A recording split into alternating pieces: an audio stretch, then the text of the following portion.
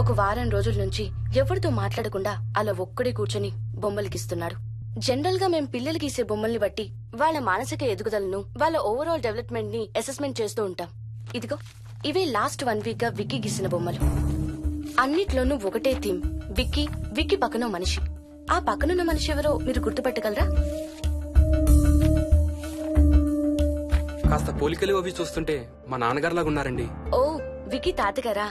ఆయన విక్కీతో ఎక్కువ time spend చేస్తుంటారా? లేదండి, ఆయన విక్కీ పుట్టక ముందే చనిపోయారు. ఓ సారీ అండి.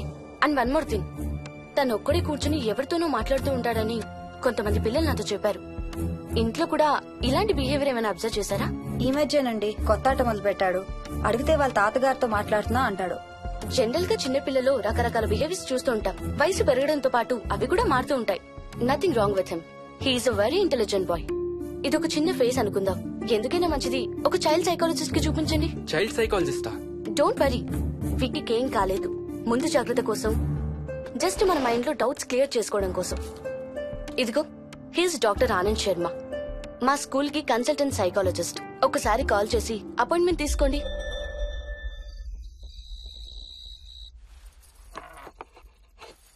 ఇటిచ్చేయండి. మోహిని, నేను ఇప్పుడు మీ అత్తయ్య దగ్గరికి వెళ్తా. సేమ్ మన ఇంట్లో డస్ట్ బిన్ లాగే అని నోరు తెరుస్తుంది చూడు. తినడం అయిందిగా, వెళ్ళి మంచం ఎక్కండి. ఏమన్నాడినా? ఏమి అనుకుంటా ఊరికే నవ్వుతున్నారా? నన్నేదో ఒకటనందే ఈయనకి తినదరగదు, నిద్ర పట్టదు. అబ్బా, నేను నిన్నేమి అనలేదే బాబు. కాసేపు వాళ్ళని ఫ్రీగా వదిలేయి. రాత్రి 10 అయింది, పదా పడుకుందాం. ఈ 2 రోజులు నేను మోహిని పడుకుంటాం, మీరు వాడు పడుకోండి. ఓహో, ఈ స్కీమ్ పెట్టావా? అమ్మా Mohini, Mohini, all the best. రేపొద్దుటికి నీకు చెవుడు రాకుండా ఉంటే నీకు ఇంకో సూపర్ మ్యాటర్ చెబుతా. చెవుడా? నాకు చెవుడు ఎందుకు వస్తుంది మావయ్య?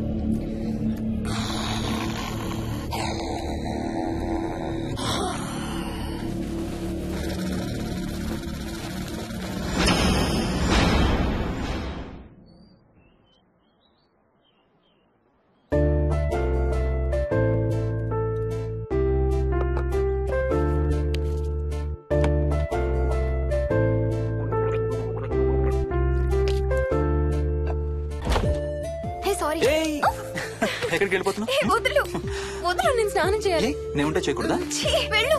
వెళ్ళు. నేను కూడా స్నానం చేయలేదు. ఆ షవర్ కింద ఇద్దరం ఈజీగా పడతాం అనుకుంటా. ఛీ, వెళ్ళు. బయటికి వెళ్ళు. మోహిని. వెళ్ళు బయటికి.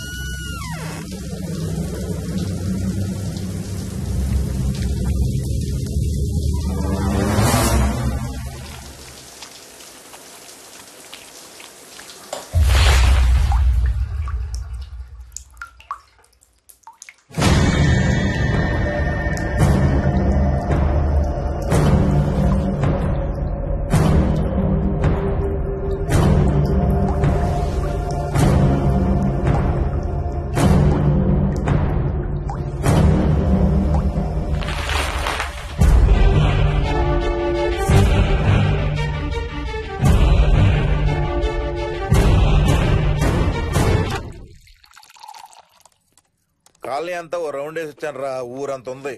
బాగా ఆకలేస్తాం. టిఫిన్ రెడీయా? రెడీ. రెడీ మావయ్య. చట్నీ ఏం చేసావమ్మా? టొమాటో చట్నీ. ఊరు నుంచి తెచ్చిన పచ్చళ్ళు కూడా ఉన్నాయి మావయ్య. మోహిని ఆగమ్మా, అన్ని ఇక్కడే ఉన్నాయిగా, నువ్వు కూడా వచ్చి కూర్చో. నాకు దోశ ఇవే. రేయ్, అది ఆపి టిఫిన్ చేయరా. సాయంత్రం నీ ఫ్రెండ్స్ డిన్నర్ కి వస్తున్నారా? వస్తున్నారమ్మా. అవునమ్మా, మీ అన్నయ్య ఎప్పుడు వస్తున్నాడు? ఓ 4-5 రోజుల్లో ట్రైనింగ్ అయిపోతుంది అత్తయ్య. వచ్చేస్తాడు. టిఫిన్ చేసి వంట మొదలు పెట్టేద్దాం అత్తయ్య. ఎరా, పెద్ద గిన్నెలు ఏమైనా కొన్నావా? ఏం కొనలేదమ్మా, షాప్ కెళ్ళి తీసుకొద్దాం. ఇప్పుడు అంత దూరం ఎక్కడ వెళ్తాం అత్తయ్య? ఉన్న వాటితో మేనేజ్ చేద్దాం. అలాగేనమ్మా, ఇంట్లో సామాన్లు కొనేటప్పుడు కాస్త చూసుకోనమ్మా. అలాగే. అవునవును, చూసుకోనమ్మా. జీవితాంతం మనతో ఉండేవి. నచ్చకపోతే ఇంట్లో ఉంచుకోలేం, అలాగని బయట పారేయలేం. Stop it Ranga.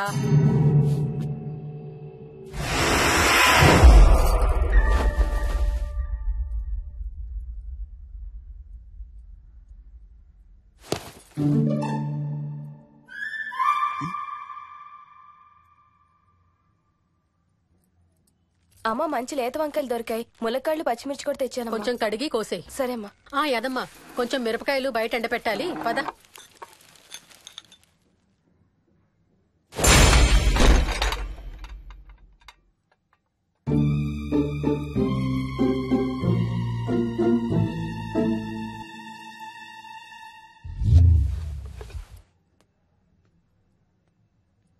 బుద్ధుందా?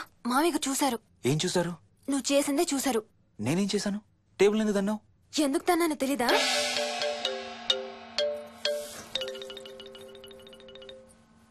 లక్ష్మి, ఏం చేస్తున్నావు? సాయంత్రం పుల్కాల కోసం పిండి కలుపుతున్నానండి. నువ్వు అలా పిండి పిసుకుతంటే ఎంత సెక్సీగా ఉన్నావో తెలుసా? Stop it Ranga. శూన్యమాసం వాళ్ళకి గాని మనకు కాదుగా. ఏమంటావు? Please stop it Ranga.